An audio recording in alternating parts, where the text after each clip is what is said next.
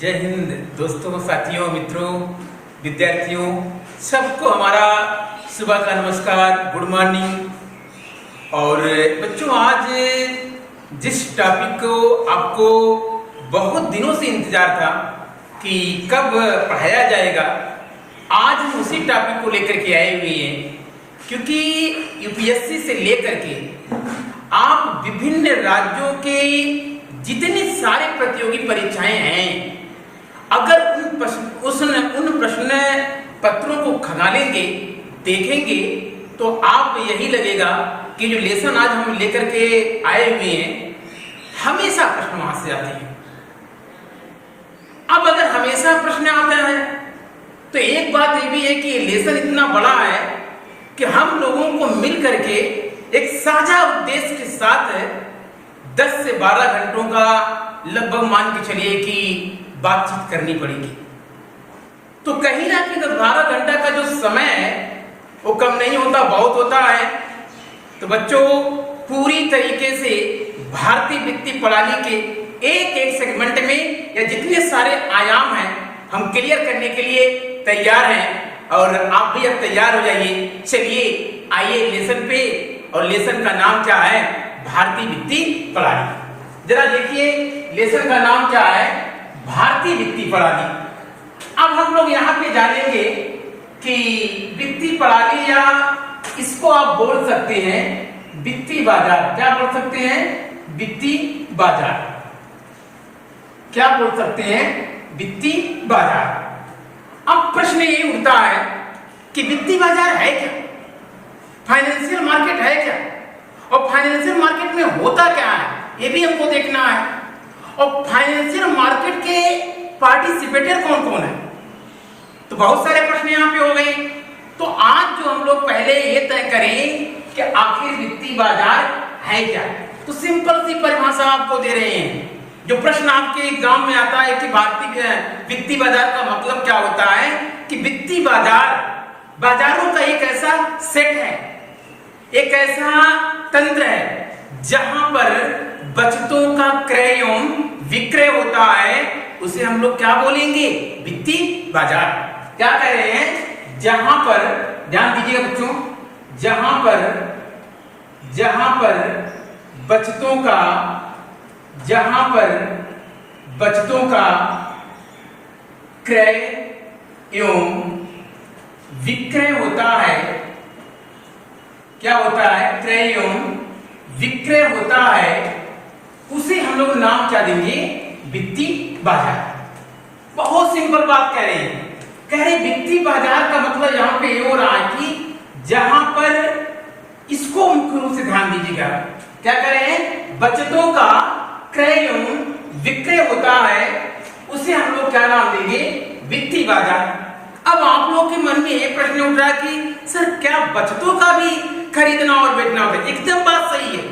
मान लीजिए सब होता है कि हम नौकरी पा गए, मान लीजिए, अगर हम पैसा कमा रहे हैं, तो क्या बचत अगर मान लीजिए घर में रख लेंगे, क्या वह देश के लिए अथवा अर्थव्यवस्था के लिए उत्पादक पूर्ण होगा? वह उपयोगी होगा? कदापि नहीं होगा। इस नाते कहा यह जाता है कि वित्तीय बाजार में जहां पर बचतों की अधिकता है, बच्चों, जहां पर बचतें ज्यादा हैं या जहां पर फंड की अधिकता है, उस फंड की अधिकता से वहां पहुंचाया जाए या वहां का सीलन किया जाए जहां फंड की क्या है? आवश्यकता है। तो दूसरे शब्द में आप कह सकते हैं कि जो वित्तीय बाजार है, जिसका आशय यह होगा कि जहां फंड की अधिकता है या बचत की अधिकता है, वहां से गतिशील करके या वहां से निकाल करके जहां बचतों की डिमांड है या जहां बचतों की कमी है, वहां पहुंचाया जाए, ताकि विद्यार्थियों ताकि बचतों को सही दिशा में गतिशील किया जाए। और जब बचतें अर्थव्यवस्था में मतलब सही जगह पहुंचेंगी, निश्चित मान के चलिए कि आपकी जो अर्थव्यवस्था है वो तेजी के साथ क्या करेगा? विकास करेगा। जरा एक बात और ध्यान दीजिएगा। हमने यहाँ कहा कि बचतों का क्रय विक्रय, इसका मतलब ये है कि कहीं ना कहीं एक बचतों का मतलब क्रेता होगा, एक क्या होगा? विक्रेता होगा। तो यहाँ पर एक हमारा क्या हो गया? एक हमारा बचत करता हो जाएगा बच्चों, और दूसरा कौन हो जाएगा? दूसरा कौन हो जाएगा? दूसरा बच्चों हो जाएगा निवेश करता है। और दोनों के बीच कहीं ना कहीं वित्तीय बाजार में किसका लेन देन होता है? बचत का। किसका लेन देन होता है? बचत का, या आप कह सकते हैं, क्या कह सकते हैं? फंड का। क्या कह सकते हैं? फंड का। तो कुल मिला जुला के आप देखेंगे जो भारतीय वित्तीय बाजार है उसमें दो लोग भाग ले रहे हैं, एक बचत करता हो गया और दूसरा क्या होता है? निवेश करता। और किसका लेन देन होगा? बचत का लेन देन होगा या फंड का लेन देन होगा। तो आप कह सकते हैं कि वित्तीय बाजार एक ऐसा बाजार है जहां पर बचत की अधिकता वाले क्षेत्र से बचत की कमी वाले क्षेत्र में पहुंचाई जाती है, ताकि बचत को उत्पादकपूर्ण, उद्देश्यपूर्ण अर्थव्यवस्था के लिए बनाया जाए। क्योंकि जब बचत का सही दिशा में, सही स्थान पे गतिशीलन होगा तो निश्चित मान के चलिए प्रिय विद्यार्थियों की अर्थव्यवस्था हमारी कहीं ना कहीं आगे जाएगी। और बचत का सही तरीके से अगर क्रियाशीलन नहीं होगा, अगर सही यूटिलाइज नहीं होगा, उत्पादन पूर्ण नहीं होगा, तो निश्चित मान के चलिए कि वह बचत बेकार जाएगी, निरर्थक जाएगी। तो कुल मिला जुला के तो हमेशा याद रखिएगा कि जो वित्तीय बाजार में एक बचत करता होगा और दूसरा कौन सा होगा? निवेश करता। और इन्हीं दोनों के बीच जो बचतों अथवा फंड का जो लेन देन की प्रक्रिया है, इसी संपूर्ण प्रक्रिया का नाम क्या होगा? वित्तीय बाजार। अब हम लोग देखने चल रहे हैं कि वित्तीय बाजार के भाग कौन कौन है। चलिए देखिए, इसको भी देख लेते हैं कि वित्तीय बाजार में कौन कौन स्पेशली भाग ले रहा है। प्रकार कह लीजिए, कोई दिक्कत नहीं है, सारी चीजें एक ही हैं। वित्तीय बाजार, अब हमेशा याद रखिएगा ये जो वित्तीय बाजार होता है, फाइनेंशियल मार्केट जो होता है, वो मुख्यतः दो भागों में बटा होता है। कितने भाग में बटा होता है? दो भागों में बटा होता है। अब आप पूछेंगे सर उसका नाम क्या है? तो सिंपल सी बात है कि अगर ये दो भागों में बटा है तो जरा नाम देखिए आप लोग। एक आपका होता है यहां मुद्रा बाजार होता है, जिसे आप कहते हैं मनी मार्केट, और दूसरा आपका होता क्या होता है? पूंजी बाजार। दूसरा आपका क्या होता है?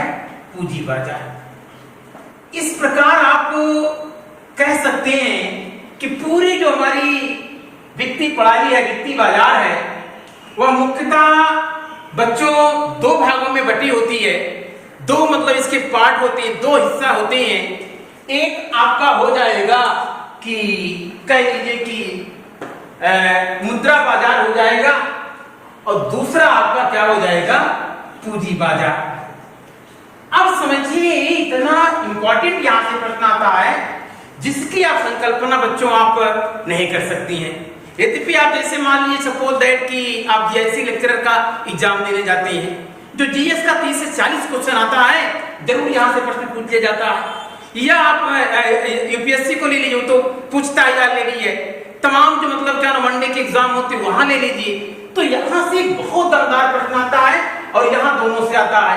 तो कुल मिला जुला के प्रश्न जो हमारा यहाँ से निकल के आता है, जो तमाम प्रतियोगी परीक्षाओं में प्रश्न पूछे जाते हैं कि मुद्रा बाजार या मनी मार्केट जो हमारा है वह अल्पकालीन बाजार है या मध्यमकालीन बाजार है या दीर्घकालीन बाजार है, या उपरोक्त में से सभी सही है।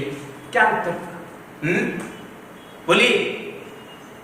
अब आपके मन में प्रश्न यहां उठ रहा होगा कि यहां तो दिक्कत है, मगर कोई दिक्कत नहीं है। हम पूरी तरीके से क्रिस्टल क्लियर के लिए यहां पे आप विजिट कर रहे हैं smart study with LB sir के साथ। तो याद रखिएगा जो मुद्रा बाजार आपका है वो कैसा बाजार है? बहुत इंपॉर्टेंट है, नोट डाउन करिएगा कॉपी में। वो कैसा बाजार है? अल्पकालीन बाजार है। क्या है? अल्पकालीन बाजार। इसको मत भूलिएगा बच्चों। बार बार प्रश्न आता है कि मुद्रा बाजार कैसा बाजार है, तो उत्तर क्या निकल के आएगा? अल्पकालीन बाजार। और दूसरी तरफ जो आपका पूंजी बाजार है, क्योंकि हमने पहले से ही बता रखा है आपको कि जो ये वित्तीय बाजार होता है वो मुख्यतः इसके दो पार्ट होते हैं, इसके दो हिस्सा होते हैं। एक आपका मुद्रा बाजार होता है और जिसके बारे में हमने यहाँ बखूबी बताया आपके सामने की जो मुद्रा बाजार हमारा होता है वो कहीं ना कहीं वो कैसा मार्केट होता है, अल्पकालीन बाजार होता है। कैसा होता है? अल्पकालीन बाजार होता है। अब दूसरी तरफ अगर ये अल्पकालीन है तो हमारा जो ये पूंजी बाजार है जिसे आप कैपिटल मार्केट कहते हैं वो मतलब क्या नाम है, ये कौन सा बाजार होगा? तो याद रखिएगा ये जो बाजार है ये मध्यम एवं क्या कह रहे हैं, मध्यम एवं दीर्घकालीन बाजार है। क्या है? मध्यम एवं दीर्घकालीन बाजार है। अब शायद क्लियर हो रहा होगा आपको, पूरी तरीके से दोनों में अंतर स्पष्ट हो रहा होगा कि जो वित्तीय बाजार है उसके दो पार्ट हो रहे हैं, एक मनी मार्केट, दूसरा कैपिटल मार्केट जिसे पूंजी बाजार कहते हैं। और ये आपका अल्पकालीन बाजार है और ये आपका जो पूंजी बाजार है। बच्चों भूलिएगा नहीं, बार बार यहाँ से प्रश्न आता है कि पूंजी बाजार कैसा बाजार है, तो आप क्या बोलेंगे? मध्यम एवं दीर्घकालीन बाजार। और अगर मान लीजिए प्रश्न आता है कि मुद्रा बाजार कैसा बाजार है, तो आप क्या कहेंगे? अल्पकालीन बाजार है। अब यहाँ एक प्रश्न और उठ रहा है कि अल्पकालीन का बाजार का मतलब क्या हुआ और दीर्घकालीन, मध्यम और दीर्घकालीन बाजार का मतलब क्या होगा? और जो मुद्रा बाजार, इससे भी इंपॉर्टेंट प्रश्न यहाँ पे जो उठ रहा है कि मुद्रा बाजार का संचालक कौन होता है या मुद्रा बाजार का नियंत्रक कौन होता है, इसको रेगुलेट कौन करता है? और फिर वही प्रश्न उठेगा कि पूंजी बाजार जो हमारा है उसको मतलब क्या नाम, रेगुलेट कौन करता है? तो पहले देख लिया जाए कि अल्पकालीन बाजार और मध्यम और दीर्घकालीन बाजार क्या होता है। तो अल्पकालीन बाजार जो होता है वो मुख्यतः 1 वर्ष के लिए होता है। कितना होता है? 1 वर्ष। कितना होता है? यहाँ याद रखिए कितना होता है? 1 वर्ष। क्या होता है? 1 वर्ष तक लेन देन होता है। लेन देन किसका लेन देन होगा? फंड का या किसका होगा? बचत का। किसका होगा? बचत का। याद करिएगा। तो आप कह सकते हैं मुद्रा बाजार एक ऐसा बाजार है जो कहीं ना कहीं फंड का 1 वर्ष के अंदर लेन देन होता है या 1 वर्ष तक मतलब क्या नाम है कि बचत का, फंड का अथवा प्रतिभूतियों का लेन देन होता है। उसे हम लोग क्या नाम देंगे? मुद्रा बाजार। उसे हम लोग क्या बोलेंगे?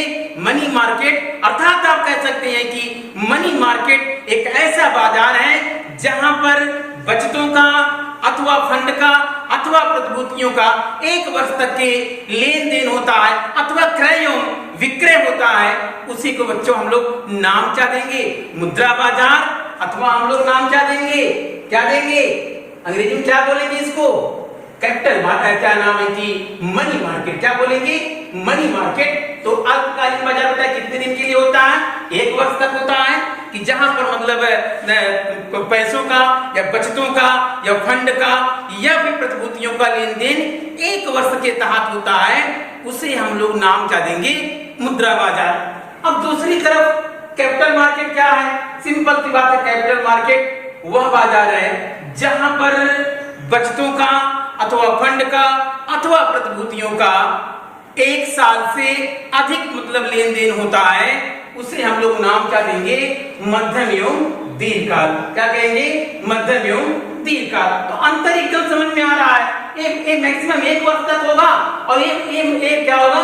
1 वर्ष से मतलब क्या नाम है अधिक 5 से 10 वर्ष भी कर सकते हैं, कोई प्रॉब्लम होने वाला नहीं है। तो हमने आपके सामने ये रखा बच्चों की मुद्रा बाजार और जो वित्तीय बाजार होता है इसके मुख्यतः 2 पार्ट होते हैं, 2 हिस्सा होता है। एक आपका होता है मुद्रा बाजार जिसे अल्पकालीन बाजार कहते हैं, जहां पर प्रतिभूतियों अथवा फंड का अथवा मतलब क्या बचतों का अथवा प्रतिभूतियों का लेन देन 1 वर्ष तक के लिए संपादित होता है। उसे हम लोग नाम क्या देंगे? मुद्रा बाजार। और जहां पर फंड का या बचत का या प्रतिभूतियों का जो लेन देन है वह 1 वर्ष से अधिक समय के लिए होता है, उसे हम लोग क्या नाम है कि पूंजी बाजार, इसीलिए पूंजी बाजार को मध्यम एवं दीर्घकालीन बाजार और दूसरी तरफ मुद्रा बाजार को अल्पकालीन या अल्पकालीन बाजार के रूप में जानते हैं। अब यहां से क्लियर होने के बाद एक सबसे महत्वपूर्ण इंपॉर्टेंट प्रश्न पे हम चर्चा करने चल रहे हैं और बार बार बच्चों एग्जाम में आता है, कतई इसकी मत करिएगा, क्योंकि ये क्लास जो आपको दे रहे हैं एक एक प्रश्न निकाल के दे रहे हैं। प्रश्न ऐसे आएगा कि मुद्रा बाजार का नियंत्रक कौन होता है। क्यों भाई, क्या आएगा कि मुद्रा बाजार का नियंत्रक कौन होता है, मनी मार्केट का कंट्रोलर कौन होता है। तो सब लोगों ने नाम सुना होगा मगर शायद याद नहीं आ रहा होगा जवाबी। क्या नाम है?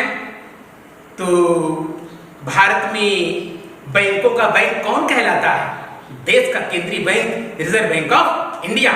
तो याद रखिएगा कि मुद्रा बाजार का जो नियंत्रक है वो कौन है? Reserve bank of India. याद रहेगा कि प्रश्न आएगा कि मुद्रा बाजार का संचालक कौन होता है, रेगुलेटरी बॉडी कौन होता है, तो उत्तर जान करके आएगा आरबीआई, या जिसे कहते हैं रिजर्व बैंक ऑफ इंडिया, या जिसे कहेंगे देश का केंद्रीय bank reserve bank of India. अब आपको ये तो मिल गया कि मुद्रा बाजार का नियंत्रण या रेगुलेटरी बॉडी कौन हुआ? देश का केंद्रीय bank reserve bank of India. मगर दूसरी तरफ जो आपका कैपिटल मार्केट है, पूंजी बाजार है, उसका नियंत्रक कौन होगा बच्चों? उसका भी नाम आपने खूब अच्छे सुना होगा, बस याद दिलाना है, कुछ करना नहीं है, बस एक ही नाम याद रखिएगा। नाम क्या उसका हो जाएगा? सेबी। क्या नाम हो जाएगा?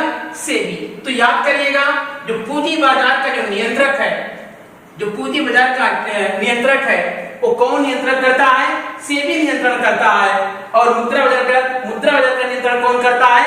आरबीआई करता है। तो कहीं ना कहीं आपको इन दोनों बातों को, दोनों प्रश्नों को अच्छी तरीके से याद रखना पड़ेगा कि मुद्रा बाजार का संचालक कौन होगा? देश का केंद्रीय bank reserve bank of India. दूसरी तरफ पूंजी बाजार का नियंत्रक कौन होगा? सेबी। कौन होगा? सेबी। अब जरा से हम लोग ये देख लिया जाए पुनः एक बार वित्तीय बाजार के बारे में।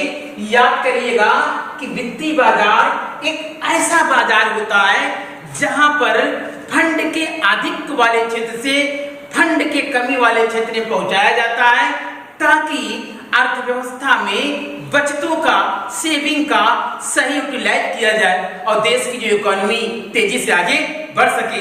इसी को हम लोग क्या नाम देंगे? वित्तीय बाजार। वित्तीय बाजार के दो हिस्सा होते हैं, एक आपका मुद्रा बाजार जिसे मनी मार्केट कहते हैं, दूसरा क्या होता है? पूंजी बाजार जिसे कैपिटल मार्केट कहते हैं। मुद्रा बाजार एक अल्पकालीन बाजार है जिसमें मतलब फंड का जो लेन देन होता है 1 वर्ष तक के लिए होता है, और जो पूंजी बाजार होता है वो मध्यम एवं दीर्घकालीन बाजार होता है जहां पर बचतों का लेन देन या फंड का लेन देन 1 वर्ष से अधिक या 5 से 10 साल तक का होता है। और सबसे इंपॉर्टेंट प्रश्न भी हमने चर्चा किया कि मुद्रा बाजार का नियंत्रक कौन होता है, तो देश का केंद्रीय bank reserve bank of India. और दूसरी तरफ अगर मान प्रश्न आता है कि पूंजी बाजार अथवा कैपिटल मार्केट का लेन देन, कैपिटल मार्केट का रेगुलेटरी बॉडी कौन है, तो उत्तर क्या निकल के आएगा? सेबी। तो याद रखिएगा इस प्रकार से हमने मुद्रा बाजार आपको समझा दिया, पूंजी बाजार समझा दिया, और मुद्रा बाजार का संचालक कौन होता है ये समझाया, पूंजी बाजार का संचालक कौन होता है ये हमने आपके सामने रखा। अब इसके बाद एक जो मुद्रा बाजार का जो संचालक है जिसका नाम है रिजर्व बैंक ऑफ इंडिया, इसकी चर्चा हमें मतलब क्या नाम है यहाँ पे अगला जो हमारी क्लास होगा बहुत डायनेमिक दमदार क्लास होगी, और मैं उम्मीद दिला रहा हूं कि जितने भी प्रश्न आरबीआई से आते हैं पूरे तरीके से हर पार्ट पर चर्चा करूंगा ताकि कहीं से भी प्रश्न छूटे ना। बच्चों यही हमारा उम्मीद है, यही हमारा आशा है, यही आपके जो आपको पढ़ा रहे हैं, बता रहे हैं, समझा रहे हैं, एक ही मूल मंत्र है कि आप सफल हो, आप सफल हो, आप सफल हो। जय हिंद, जय भारत।